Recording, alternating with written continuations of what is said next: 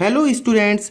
आज मैं आपके लिए केमिकल इक्विलिब्रियम का थर्ड पार्ट लेकर आया हूं जिसमें हम कुछ इंपॉर्टेंट न्यूमेरिकल करने वाले हैं। स्पेशली वो न्यूमेरिकल आज करने वाले हैं जिसमें एसीएफ के 2016 में जो पूछा हुआ है, और इसके अलावा इससे रिलेटेड भी कुछ मैं इंपॉर्टेंट प्रॉब्लम आपको कराने वाला हूं। तो ध्यान से देखिएगा स्टूडेंट्स, क्योंकि प्रॉब्लम करने से ही आपका कॉन्सेप्ट क्लियर होगा कि एक्चुअली में केमिकल इक्विलिब्रियम में क्या क्या कॉन्सेप्ट हो सकते हैं। तो मेरे पास में एक क्वेश्चन है एसीएफ 2016 का, आप केयरफुली देख। पहले क्वेश्चन आप पढ़ते हैं। एक बंद पात्र में आयोडीन के 0.8 मोल और हाइड्रोजन के 0.8 मोल को 444 डिग्री सेंटीग्रेड पर गर्म करने पर साम्यावस्था में हाइड्रोआयोडिक अम्ल के 0.6 मोल प्राप्त होते हैं या बनते हैं। इस अभिक्रिया के लिए साम्य स्थिरांक Kc का वैल्यू क्या होगा? तो स्टूडेंट, सबसे पहले जो भी आपके लिए जो क्वेश्चन लिखा हुआ है वो तो मैं आपको एक्सप्लेन कर रहा हूं, बट क्वेश्चन के अकॉर्डिंग आपको एक रिएक्शन लिखना होगा। यहां पे बैलेंस केमिकल रिएक्शन लिखना होगा। H2 हाइड्रोजन और आयोडीन रिएक्शन करके क्या बना रहे हैं? क्वेश्चन के अकॉर्डिंग आपको दिया हुआ है HI बना रहे हैं, हाइड्रो आयोडिक एसिड HI होता है, ये बना रहे हैं। और यदि मैं बैलेंस केमिकल रिएक्शन लिखूं तो डायरेक्टली मैंने लिख लिया है। अब इसके लिए आपको क्या फाइंड आउट करना है स्टूडेंट्स? आपको Kc की वैल्यू फाइंड आउट करनी है। तो इक्विलिब्रियम कांस्टेंट Kc के लिए एक्सप्रेशन क्या होता है? तो Kc के लिए एक्सप्रेशन कैसे लिखते हैं ये मैं आपको बता चुका हूं अपने प्रीवियस वीडियो में। क्या होता है? HI का कंसंट्रेशन का स्क्वायर, देखिएगा HI मतलब प्रोडक्ट के पावर के कोफिशिएंट में जो है वो स्क्वायर बनकर आएगा 2, और H2 के पावर में 1, कुछ नहीं लिखा है, देखिए इसका स्टोइकोमेट्रिक कोफिशिएंट 1 है, और I2। तो ये मैंने लिख लिया, सिंपल है। तो ये यदि आपको इक्विलिब्रियम कंडीशन पे ये कंसंट्रेशन मिल जाए, यहां पे आप पुट अप कर लें, आपका आंसर आ जाएगा। अब आप देखिएगा स्टूडेंट्स, आपको क्या दिया हुआ है? एक बंद पात्र में आयोडीन के 0.8 मोल लिया है, मतलब ये स्टार्टिंग मोल्स है। क्या आप यहां पर क्या इस फॉर्मूले में आयोडीन के 0.8 मोल रख दें? नहीं, ये क्या है? स्टार्टिंग के मोल्स है, इनिशियल मोल्स है। और आपको यहां पर क्वेश्चन के अकॉर्डिंग या फॉर्मूला के अकॉर्डिंग मुझे क्या लिखना हुआ है? इक्विलिब्रियम कंडीशन पे जो कंसंट्रेशन है वो पुट अप करना होता है। यहीं पर सारे बच्चे कंफ्यूज होते हैं कि एक्चुअली यहां पर कौन सी वैल्यूज पुट अप करना होता है। तो मैं आपको थोड़ी देर में एक एग्जांपल के फॉर्म में बताता हूं, लेकिन उससे पहले हम इसको सॉल्व कर लेते हैं, फिर आपको लास्ट में एक एग्जांपल बोलूंगा। तो आप देखिएगा H2 plus I2 gives 2HI। ठीक है, मैं अभी क्या करने वाला हूं, यहां पर कौन सी वैल्यूज पुट अप करने वाले हैं ये मैं लिखने वाला हूं। तो देखो, इनिशियल मोल्स मैं यहां लिख लेता हूं। इनिशियल मोल्स आपको दिया हुआ है किसका? H2 का। हाइड्रोजन का कितना है? नोन है। देखिएगा हाइड्रोजन के कितने मोल्स दिए हुए हैं? हाइड्रोजन और आयोडीन के 0.8 दिए हुए हैं। तो हाइड्रोजन का 0.8 मोल्स लिख लिया मैंने, आयोडीन का 0.8 मोल लिख लिया, और स्टार्टिंग में HI के मोल्स कितने होंगे स्टूडेंट्स? 0 होंगे। ये तो प्रोडक्ट है कि शुरू में ही प्रोडक्ट बन गया क्या? नहीं, तुमने स्टार्टिंग में क्या लिया है? सिर्फ हाइड्रोजन और आयोडीन के इनिशियल मोल्स लिए हैं। नोटिस करना, ये क्या है? मोल्स हैं। और यहां मुझे क्या जरूरत पड़ती है? कंसंट्रेशन मतलब क्या जरूरत पड़ती है? मोल पर लीटर की जरूरत पड़ती है। ठीक है, तो चलिए अब देखते हैं। अब इक्विलिब्रियम में देखिएगा, इक्विलिब्रियम अटेन हो गया। जब इक्विलिब्रियम अटेन होता है तो आपको क्या मिल रहा है? देखिएगा, साम्यावस्था पर हाइड्रोआयोडिक अम्ल के 0.6 मोल बनते हैं। मतलब ये कितना बना है? साम्यावस्था में HI कितने मोल्स बन गए? 0.6 मोल बन गए। ठीक है, तो इसका मतलब कि क्या हो गया? आयोडीन का यहां पर साम्यावस्था में नहीं, सॉरी, HI का साम्यावस्था में डायरेक्टली वैल्यू पता है। कितना वैल्यू पता है? 0.6 मोल पता है। ये तो साम्यावस्था पे डायरेक्टली आपको दिया हुआ है, और यहां पर भी हम इक्विलिब्रियम वैल्यू रखते हैं। ठीक है, अब ध्यान दोगे, ये हमारे पास में H2 और I2 का इनिशियल दिया हुआ है 0.8। मैं यहां पर इनिशियल रखूं क्या? नहीं रखूंगा। मुझे यहां पर इक्विलिब्रियम कंडीशन पे जो भी H2 और I2 है वो लिखना होगा। तो आप खुद सोचो, स्टार्टिंग में जब रिएक्शन स्टार्ट हुआ होगा तो ये दोनों रिएक्शन में पार्टिसिपेट किए होंगे, और धीरे धीरे इनकी क्वांटिटी कम हुई होगी, और HI की क्वांटिटी जो 0 थी प्रारंभ में वो धीरे धीरे बढ़ती जाएगी। इक्विलिब्रियम आते आते ये बढ़कर इतना हो गया। तो 0.6 जो बना है, इसको बनाने में H2 और I2 का कुछ ना कुछ कंज्यूम हुआ होगा ना, तभी तो HI बना है, ऐसा तो नहीं बन गया HI। तो देखो आप ध्यान से देखोगे, 2 मोल HI बनाने के लिए H2 का कितना मोल कंज्यूम हुआ है, 1 मोल कंज्यूम हुआ है, कुछ नहीं लिखा है मतलब 1 मोल कंज्यूम हुआ है।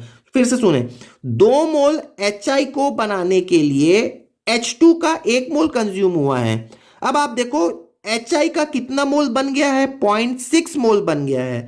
तो H2 का कितना मोल कंज्यूम हुआ होगा, खुद सोचो, 2 से 1 तो 0.6 से 0.3 कंज्यूम हुआ होगा, ठीक है ना, आधा कंज्यूम हुआ है। देखो 2 बनने के लिए 1 कंज्यूम होता है, तो 0.6 बनने में 0.3 कंज्यूम हुआ होगा।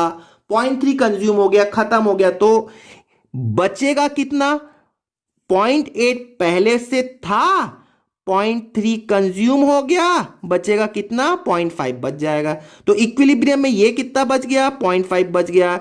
वैसे ही आप यहां पर भी I2 का कितना क्वांटिटी बच जाएगा ये देखना, कितना बचेगा, तो ये भी एग्जैक्टली सेम रेशियो है, तो ये भी कितना बच जाएगा, 0.3 रह जाएगा, सॉरी 0.5 रह जाएगा, 0.3 कंज्यूम हो जाएगा और 0.5 रह जाएगा। जो रह गया वही तो H2I2 का बचा हुआ कंडीशन है, कंसंट्रेशन है। अब देखोगे ये क्या है स्टूडेंट्स, ये मोल्स हैं। आपको यहां पर क्या पुटअप करना है, मोल पर लीटर। तो आप क्वेश्चन में देखना, क्वेश्चन में कहीं पर भी वॉल्यूम का जिक्र नहीं है, ठीक है। तो एक बात कर लेते हैं, देखो यहां पर moles per litre, moles per litre, moles per litre यदि आप रखते हो तो लीटर लीटर लीटर कैंसल हो जाएंगे, तो एक्चुअली में वॉल्यूम का कोई इफेक्ट नहीं होगा। तो केसी के लिए डायरेक्टली आप एक्सप्रेशन फाइंड आउट करके आप वैल्यूज पुटअप करें तो क्या होना चाहिए, यहां पर हो जाएगा 0.6 HI का कंसंट्रेशन आपको रखना होगा, लेकिन इसका स्क्वायर, क्योंकि आपके फॉर्मूला में यहां पर क्या है, स्क्वायर है, और यहां पे H2 और I2 का इक्विलिब्रियम कंडीशन पे 0.5 और 0.5 रखना है, ठीक है। अब आप इसे सॉल्व कर लें, मतलब ये होगा 0.6 इंटू 0.6 अपॉन में 0.5 इंटू 0.5, तो ये पॉइंट कड़ी आएंगे, तो ये हो गया 6 6 जा 36 डिवाइडेड बाय 5 5 जा 25, और यदि आप इसे सॉल्व करते हैं तो आंसर विल बी अप्रॉक्स 1.44, तो this will be our correct answer. तो स्टूडेंट्स मैं आपको ये कह देता हूं एक बार फिर से कि आपको यहां पर कौन सा कंसंट्रेशन रखना होता है, इक्विलिब्रियम कंडीशन पे जो कंसंट्रेशन है वो पुटअप करना होता है, ठीक है। चलिए नेक्स्ट क्वेश्चन करते हैं। मेरे पास में क्वेश्चन है, एक रिएक्शन है, H2I2 गिव्स 2HI, सभी गैसियस फेस में है। 0.2 gram of H2, 2.54 gram of I2 and 2.56 gram of HI are obtained at equilibrium in 1 litre of vessel. Calculate Kp and Kc for the reaction. तो students मैंने आपको बता रखा था, याद होगा, मैंने एक इक्वेशन बता रखा था Kp और Kc में रिलेशन, तो ये याद होना चाहिए आपको, Kp is equal to Kc RT to the power delta N होता है, या डेल्टा N G कह सकते हैं गैसियस फेस में, ठीक है, डेल्टा N। अब डेल्टा N क्या होता है, डेल्टा N होता है प्रोडक्ट और रिएक्टेंट का स्टोइकोमेट्रिक कोफिशिएंट का डिफरेंस। तो प्रोडक्ट यहां पर कितना है, 2HI मतलब 2, ठीक है, तो 2 लिख लिया मैंने डेल्टा N कैलकुलेट करने के लिए, यहां पर लिखा 2 माइनस H2 और I2 के लिए 1 और 1 है, तो यहां पर 1 और 1 मैंने कुछ कोफिशिएंट को ऐड कर दिया और इसमें से सब्ट्रैक्ट कर दिया, तो अल्टीमेटली कितना हो गया, 0 हो गया। तो यदि यहां पर डेल्टा N की वैल्यू 0 है तो RT टू द पावर 0 मतलब 1, और इस सिचुएशन पे Kp और Kc की वैल्यू सेम होगी।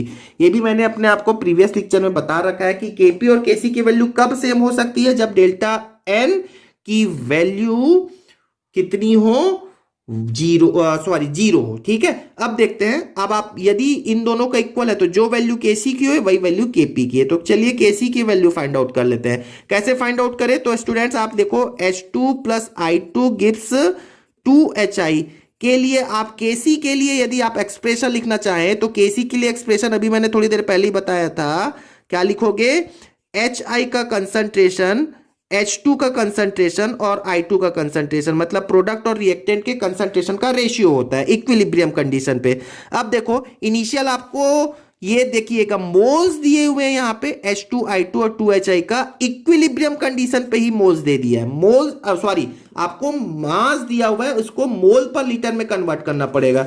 तो आप देखो इक्विलिब्रियम कंडीशन पे हाइड्रोजन को आपका कितना मोल दिया, सॉरी मास कितना दिया हुआ है, 0.2 ग्राम दिया हुआ है। ठीक है, आप क्वेश्चन में देख सकते हैं 0.2 ग्राम दिया हुआ है।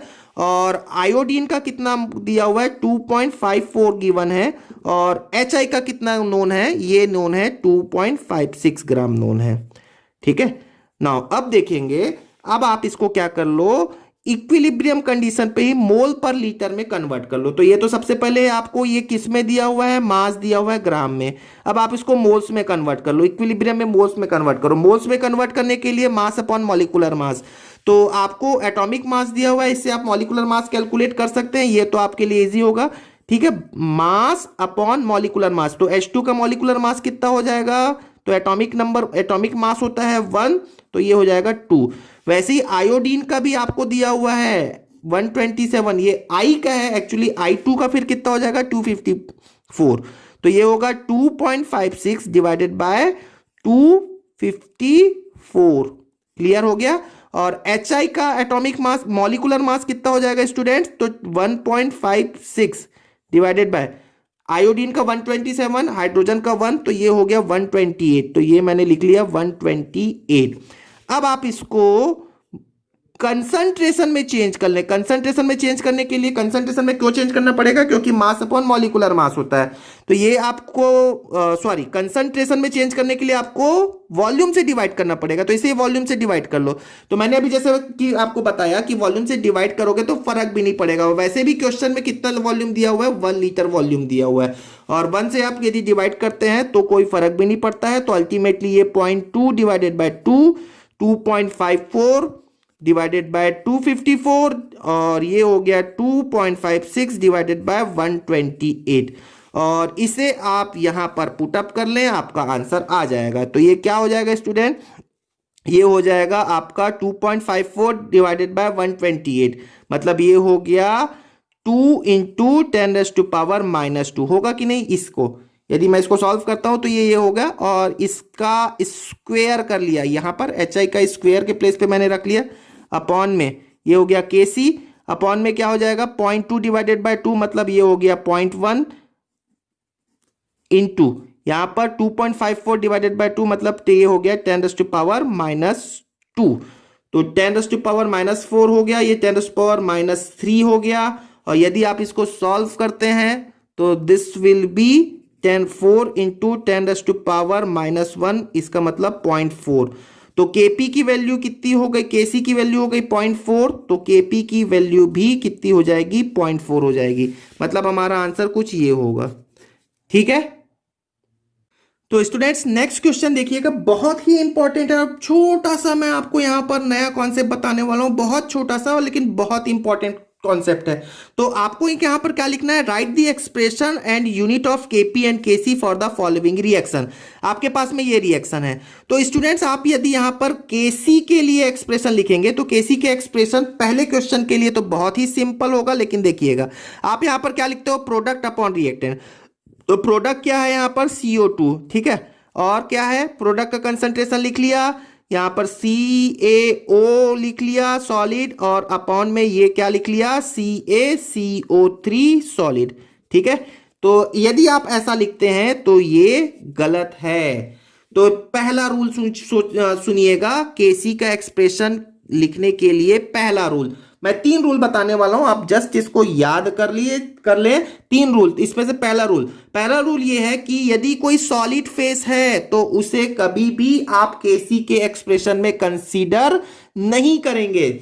सुन लिया आपने, तो Kc का एक्सप्रेशन यहां पर फिर क्या हो जाएगा स्टूडेंट, सॉलिड को कंसीडर नहीं करना है, सॉलिड को कंसीडर नहीं करना है, तो Kc का एक्सप्रेशन ये हो गया CO2 जो भी गैस है, ये Kc का एक्सप्रेशन हो गया। तो रूल नंबर 1 समझ में आ गया। केवल 3 बात कहने वाला हूं, सॉलिड फेस को Kc के एक्सप्रेशन में कंसीडर नहीं करेंगे, और Kp और Kc यहां पर सेम होगा क्या, नहीं। यहां पर Kp के लिए एक्सप्रेशन क्या हो जाएगा, Kp के लिए एक्सप्रेशन हो जाएगा P, प्रेशर हो गया, P स्टैंड्स फॉर प्रेशर, और यहां पर भी CO2। तो नोटिस करोगे, सिंपल सी बात है, P स्टैंड्स फॉर प्रेशर और प्रेशर किसके लिए है? गैस के लिए है। तो Kp कब वैलिड है? Kp कब वैलिड है? जब किसी रिएक्शन में गैस फेस हो, ठीक है। और Kc का भी लिखने के लिए आप कंसीडर सॉलिड फेस को या लिक्विड फेस को कंसीडर नहीं करेंगे। क्लियर हो गई बात? ठीक है। अब यहां पर यूनिट देख लो, Kc का यूनिट क्या हो जाएगा? यहां पर हो जाएगा Kc का यूनिट मोल पर लीटर, और यहां पर प्रेशर Kp का यूनिट हो जाएगा, सपोज प्रेशर का नॉर्मली हम क्या लिखते हैं? एटीएम लिखते हैं, तो एटीएम में आ जाएगा। क्लियर हो गया? चलिए अब दूसरा प्रॉब्लम देखते हैं, बहुत सिंपल। अब देखो दूसरा प्रॉब्लम, यहां पर भी नोटिस कर लेना, ये है H2O लिक्विड, H2O गैस। वैसे ये केमिकल, यहां तो कोई रिएक्शन हो नहीं रहा है, तो ये केमिकल इक्विलिब्रियम नहीं है, इसलिए मैंने आपको समझाने के लिए लिख दिया फिजिकल इक्विलिब्रियम। अब दूसरा रूल सुनना मेरे से, दूसरा रूल भी बहुत सिंपल है। यदि आपके साथ में गैस के साथ में लिक्विड हो तो आप लिक्विड को कंसीडर नहीं करेंगे, केवल किसे कंसीडर करेंगे? गैस को कंसीडर करेंगे। तो Kc के लिए एक्सप्रेशन यदि आप लिखना चाहें तो आप इसके लिए क्या बोलोगे? H2O gas upon H2O liquid. तो आप सिर्फ क्या लिखने वाले हो स्टूडेंट्स? H2O गैस, ठीक है। तो ये हो गया आपका Kc के लिए एक्सप्रेशन। यदि सॉलिड फेस हो तो आप सॉलिड को कंसीडर नहीं करेंगे, गैस के साथ में लिक्विड हो तो लिक्विड को कंसीडर नहीं करेंगे। क्लियर हो गई बात? ठीक है। चलिए अब देखिए, अब तो आप यूनिट बना दोगे। यूनिट Kp का यूनिट क्या हो जाएगा? यहाँ सॉरी Kc का यूनिट क्या हो जाएगा? अगेन मोल पर लीटर। और Kp के लिए भी एक्सप्रेशन यही हो जाएगा। क्या हो जाएगा Kp के लिए एक्सप्रेशन? Kp के लिए एक्सप्रेशन हो जाएगा आपका पार्शियल प्रेशर H2O का, ठीक है। और P का यूनिट भी प्रेशर के टर्म में आप लिख सकते हैं। नाउ अगला बात देखिएगा, थर्ड भी बहुत ही सिंपल है स्टूडेंट्स। यहां पर आप यहाँ ये देखिएगा, ये थर्ड में आप देख सकते हैं, मैं थर्ड आपको बता देता हूं। यहाँ पे Cu के साथ में सॉलिड लिखा हुआ है Ag plus aqueous, Cu plus aqueous 2Ag। तो अगेन आप यहां पर सॉलिड और सॉलिड को तो कंसीडर करना ही नहीं है Kc के लिए। तो Kc के लिए एक्सप्रेशन यहां पर बोलो, मैं यहीं लिख देता हूं आपको ताकि समझ में आ जाए। Kc के लिए एक्सप्रेशन यहां पर क्या लिखोगे? आप यहां पर लिखोगे, सॉलिड को कंसीडर करना नहीं है, प्रोडक्ट लिखा क्या? Cu2 प्लस का कंसंट्रेशन अपॉन में Ag का कंसंट्रेशन पावर में कितना आ जाएगा? 2। ये आप 2 लिखना ना भूलें, पावर, ये पावर में चला जाएगा। अब आप यूनिट तो निकाल सकते हो। Kc का यूनिट क्या हो जाएगा? मोल पर लीटर अपॉन में मोल पर लीटर का स्क्वायर। तो यहां पर यूनिट में डायरेक्टली लिख दे रहा हूं स्टूडेंट, 1 अपॉन मोल पर लीटर हो जाएगा। बहुत सिंपल हो गया कि नहीं? अब यहां पर देखो, क्या कोई गैस फेस रिएक्शन है? नहीं। तो गैस फेस रिएक्शन नहीं है तो Kp यहां पर एग्जिस्ट नहीं करेगा, Kp का रोल तो है ही नहीं।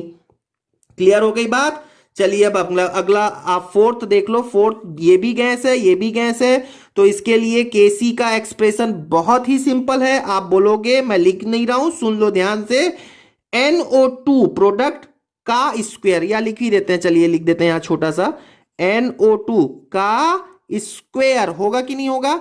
अपॉन में हो जाएगा कंसंट्रेशन ऑफ N2O4, ठीक है। और यूनिट तो आप निकाल ही सकते हो, मोल पर लीटर का स्क्वायर अपॉन मोल पर लीटर। तो 1 मोल पर लीटर कैंसिल हो जाएगा, मोल पर लीटर आ जाएगा।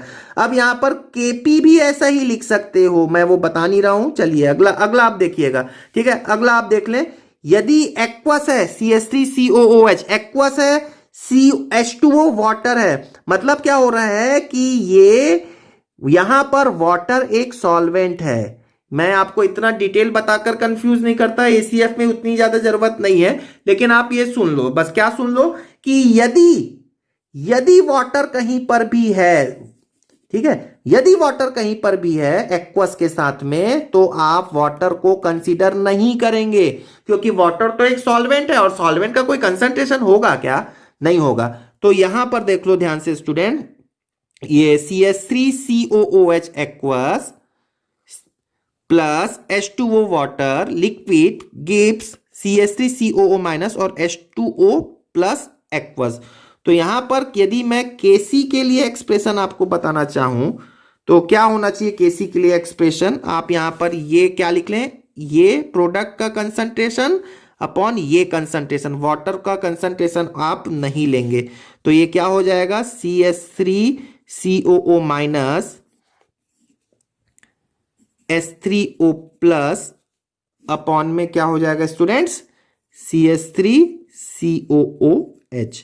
ठीक है, तो मैं आपको एक बार बता देता हूं कि 3 बातें आपको याद रखनी है। सॉलिड का कंसंट्रेशन कभी भी नहीं लेंगे, पहली बात। दूसरी बात, यदि लिक्विड के साथ में गैस है तो लिक्विड को भी नहीं लोगे। और तीसरी बात, यदि वाटर है, H2O है लिक्विड फेस में, तो वो कंसंट्रेशन आपको कंसीडर नहीं करना है। फिर से बोल दें, सॉलिड का कंसंट्रेशन नहीं लेना है, लिक्विड के साथ में गैस है तो लिक्विड का नहीं लेना है, और तीसरी बात, यदि वाटर का कंसंट्रेशन, यदि वाटर है तो उसका कंसंट्रेशन नहीं लेना है।